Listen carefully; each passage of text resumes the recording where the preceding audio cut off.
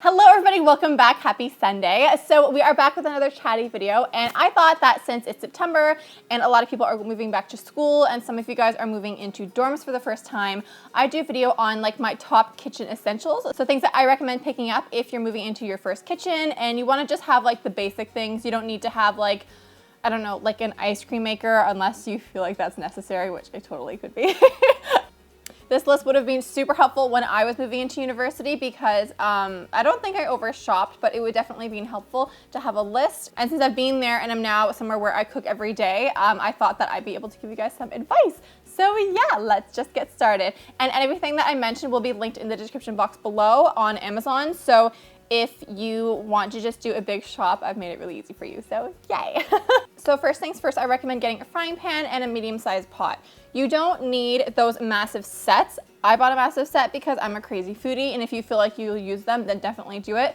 But if you're just starting out and you're just gonna be cooking every so often, honestly, all you really need, you can even like manage without the frying pan, just getting a medium-sized pot, because unless you're making something like massive, like stew or something in bulk, all you really need is a surface to cook with on your stove. So a pot can definitely be used in place of a frying pan. If you're cooking eggs, just like treat it the exact same way. So that way it saves you a lot of space and you don't end up having all this crap that you need to move out of your condo or your dorm or whatever when you move. The only time I think you might need like the frying pan and the pot is if you're someone who likes to cook two things at once or have like multiple, I don't know, components of a dish. But if you're starting out, there's no need to like go crazy and get anything more than that. Then in terms of cooking utensils, all I recommend is having like a frying spatula, a ladle, and a wooden spoon. Those will take you so far. The spatula will, like, it works for everything, really everything.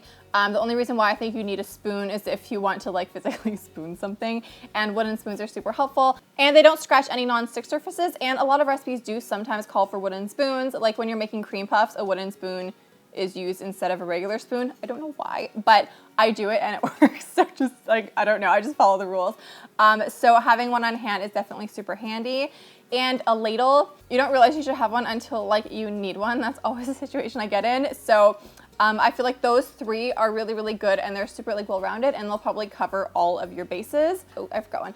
As well as kitchen tongs. This is something that I always usually forgot to pick up. And when you're trying to turn something or like rotate something in the oven, you're like using a fork and sometimes you can burn yourself or whatever. So if you do lots of baking or like frying or something like that, kitchen tongs would also be super helpful. So the next thing is something I bought. My mom actually sent me a link. She's just like, just go buy this. Like, don't even question me, just buy it. It will save you.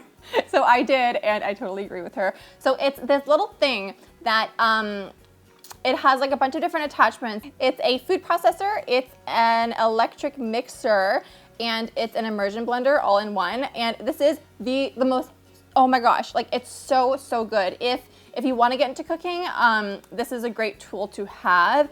If you don't cook too much, I don't think it's entirely necessary, but if you are getting into cooking and you want to learn, this is so helpful. Do I have two? No, I have one in Australia and I have one here, but no, I don't have two. But what it is basically like what's one little attachment, and then you can switch out either a food processor or the whisk or the immersion blender. So the food processor is great obviously for chopping things, and I also use it as a blender for smoothies. Technically it's not a blender, but it really does the trick and it saves a lot of space in your cupboard. So if you're making like single serving smoothies, that works perfectly fine. Also nice cream, like the frozen banana ice cream. I actually have a recipe for that, the green tea, and I have a chocolate one as well. I don't know if there's banana in it, but I'll link them in the cards here. They are so good. And I actually always make those in that immersion blender. I think you guys have seen it a bunch on my channel. So definitely recommend getting that. The immersion blender is great if you are making pureed soup. When I first got it, I was like, what the heck is this? Like, I'm never gonna use it. I saw my mom like use it every so often when I was a kid, and I thought it was like ugly and stupid. I don't know. And, but actually it's super, super handy when you're making soup. What this does is you can like insert it directly into the pot and it purees the soup for you, so you don't have to put it into a blender or like put like a cup at a time into the little food processor thing. And a lot of the time with soup, if you're pureeing it, you have to let it cool a little bit, but with this you don't, you just literally stick it in the pot. Now I know that I think a Vitamix can do that, but if you're starting out, there's no need to spend like $600 or $700 on a Vitamix. Like my mom has one and it's I'm sure it's great. But I mean, like, if you don't know if you're going to be using it every day, there's no need to spend that kind of money. So this little tool covers all your bases, and it's so handy. Oh my gosh.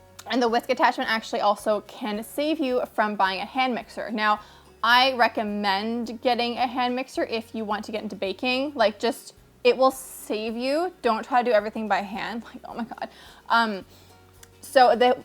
So I found that the whisk attachment on this is a little bit more flimsy than a hand mixer. So if you're more into cooking than baking, just stick with this thing. But if you want to get into baking, but you don't want to get too much or like overcommit or like just buy too much crap, I totally recommend getting a hand mixer. They do everything. Like they cream butter. You see them like literally every day on my channel. So I definitely recommend picking one of those up as well if you want to start baking.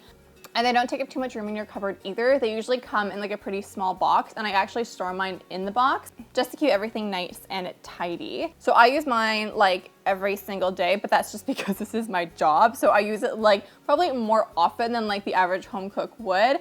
But I have a Cuisinart one, and that has lasted a long time. I think it's lasted me like 2 years with like daily use. So I definitely recommend that brand, and I will have them linked below. So next is a cutting board. And this might sound basic, but this video is like 4 basic things, so it's fine. So I have a wooden cutting board, and they're great, and I think they're really, really pretty. But the thing is with wooden cutting boards is wood is porous, so you don't want to be cutting meat on there. You also shouldn't be putting it in the dishwasher because it really dries the wood out. I do it, but you shouldn't. So it's definitely kind of like a hand washing type of thing, I think. Maybe I'm wrong, but I think it is.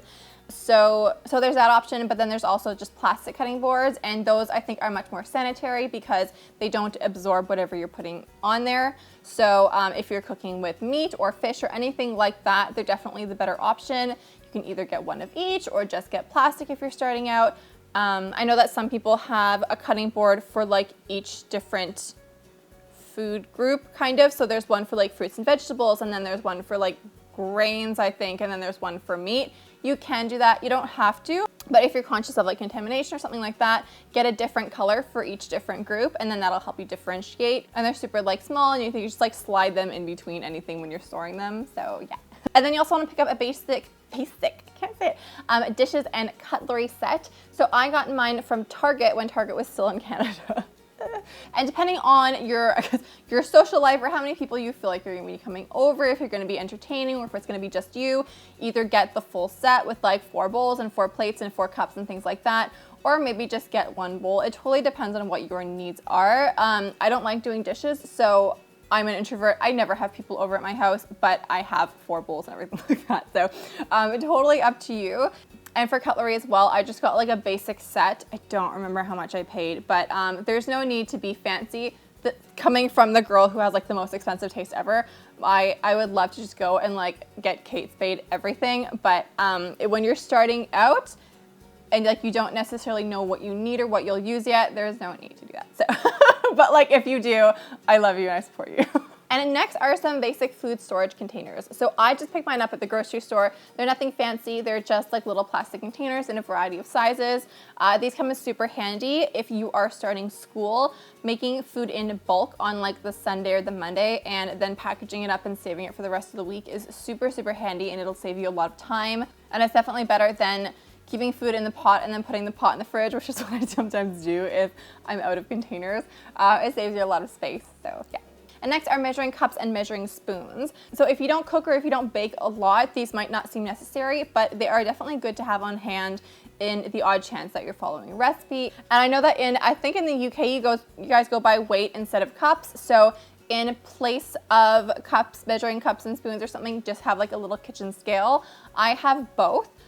Because a lot of Japanese recipes that I use, they go by weight. Actually, no, they have like a combination of the two. So that's why I have a scale. If you're in Canada and the US, I don't know if there's necessarily a need to have a scale. That's like a little like an extra, like it's nice, but you don't need it kind of thing. But they're definitely good to have on hand. And if you're looking for something really, really cute, I definitely recommend checking out Anthrologie for the measuring cups. Oh my gosh, I think they have a hedgehog one in stock now, and it like stacks. It's so cute. And they have an apple one, so I'll link them below. They're ceramic, so they're quite delicate. I bought measuring spoons from them actually for videos I was doing with Taste Made, and I've shattered I think 3 because they're ceramic and I dropped them on the floor, which is so sad. But they're pretty, so I'm not like totally put off. I'm definitely gonna go back and buy more. If you're looking for something cute, they can also become part of your decor if you just set them out. So I think it's so cute, so cute. If you buy them, tell me which ones you got. And last, you want to get some mixing bowls. So these are really, really handy because obviously if you're cooking, your little like cereal bowls and things like that might not be big enough. So I recommend just getting one of those like sets of 3s that they have. Even if you're not huge into baking, they're really, really good for salads or just for mixing things like that. Like they will definitely come in handy. So I recommend getting some of those. And last but not least, a cutting knife. And last but not least, I recommend getting at least one like chopping knife or a sharp knife. I have a knife block because when I moved in here, I knew I'd be staying in Toronto for at least a while. So I kind of invested in one. But if you're just moving in, if you're in college or something like that, you don't necessarily need that many, depending. If you like steak, then getting a set of steak knives is definitely good. But if you're just starting out, honestly, all I think you need is a large chopping knife and maybe a paring knife if that sounds like something that you need if you're cutting fruit, or if you want to just, if like you like peeling things, and expand if you feel like you need to. And lastly, for some extra tools that I just thought of now, a vegetable peeler, a can opener, that I forgot for forever. I like avoided buying things in cans because I kept forgetting to buy a can opener in university. It was stupid. And like a corkscrew. There was one night, and I mean, I have no upper body strength, so I can't even open a bottle of wine with a corkscrew because I'm just not strong enough to do it. Silly. But there was one night when I was in 3rd year university and I bought a bottle of wine to use in a recipe, and I didn't have a corkscrew. And so I went online, I'm like, there's hacks. I'm like, I've seen videos of like people, you like put it in a shoe and you bang it against the wall or something. Didn't work. I spent probably about 45 minutes trying to open the bottle of wine before actually like going down to the dollar store and just like buying a corkscrew, which I don't even think it ended up working. I think I broke the cork and it got into the wine. It was so bad. And in terms of like bigger appliances, I recommend getting a kettle just because tea, coffee, literally everything. I use mine every day. And a toaster if you like toast. I went about a year without getting a toaster just because I just couldn't be bothered. And I put my bread, I broiled it in my oven. And I also realized that if you leave it in for like a second too long, it burns to as crisp and then like your whole house is covered in smoke. Oh my God. So yeah, if you're a toast lover, pick up a toaster, maybe a coffee machine, a Keurig if that's something that you're interested in. And if you want to get into cooking, and if you're at university and don't have a lot of time, a crock pot is a really, really great thing. I didn't use mine that often, but I know that a lot of people do. So the reason why it's great is you add all the ingredients to the food in the morning or like the night before, and then you switch it on and it like slowly cooks your food. So you can like prep everything in the morning and then go to class and then come back and you have like your dinner that's there and it's nice and it's warm and it's cooked. My ex's dad was a firefighter and he hates crock pots because he says that they're dangerous. So like conflicting thoughts coming in right now. But I know a lot of people like them and love them. So, and they come in like a lot of cute patterns. So I'll find a really, really cute one and I'll link it below. So yeah, I hope you guys like this video. If I missed anything, if you think I should add anything to like the basic list, comment down below and I'll update the list in the description box. And if you have any questions or have any requests for any future videos, comment down. Paddington's playing with like the noisiest toy in the world. I feel like he knows that I'm filming and I'm not paying attention to him, and because of that, you're playing and you want attention. Come here. Good puppy. Oh, good puppy. Paddington says hello. Look at the camera. Yeah, oh, you're so good. You're so good. Look at you.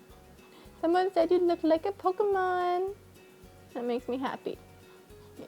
So yeah, next week I am going to be doing a Bath & Body Works haul because I bought a bunch of different fall things. So because I bought a bunch of like fall candles and things like that. So definitely stay tuned and I will see you guys on Tuesday for a new video. Bye.